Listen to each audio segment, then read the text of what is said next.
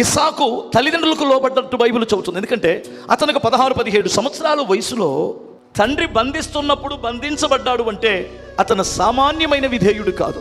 ఈ రోజుల్లో ప్రియులారా మీరు గమనించాలి, యవనస్తులు ఆశీర్వదించబడాలి అంటే తల్లి తండ్రి మాటకు లోబడి బ్రతకాలి. అది ధర్మమే, న్యాయమే. అది ప్రతిదీ చిన్నప్పటి నుండి భలే సలహాలు తీసుకుంటుంటారు. ఏమిటంటే డాడీ అది తీసుకోవాలి, ఇది తీసుకోవాలి, రకరకాలుగా డాడీని అడుగుతారు, మమ్మీని అడుగుతారు పిల్లలు. కానీ ప్రేమించే విషయంలో ఎందుకు అడగట్లేదు ఇంతవరకు నాకు అర్థం కాలేదు. ఇప్పుడు పలానా అమ్మాయిని నేను ప్రేమిస్తున్నాను డాడీ, ఏమంటావు ఒకసారి చూడండి ఆ అమ్మాయిని అని చెప్పొచ్చు కదా. ఎవడని చెప్పాడా? అంతా అయిపోయిన తర్వాత ఈ మొత్తం శుభ్రం చేసిన తర్వాత ఆ అమ్మాయి ఇంకొకరిని ప్రేమిస్తున్నప్పుడు అప్పుడెళ్ళి చచ్చిపోతే, అప్పుడెళ్ళి చావడానికి వెళ్తే, అప్పుడెళ్ళి మా ప్రేమ ఫెయిల్ అయిపోయిందని చావడానికి వెళ్తే తల్లిదండ్రులు ఏం చేయాలంటే అబ్బాయి? పిల్లలు ఈ రోజున వారి జీవితాలు సర్వనాశనం చేసుకోవడానికి కారణం ఏమిటంటే తల్లిదండ్రుల మాటకు విధేయత చూపించకపోవడం.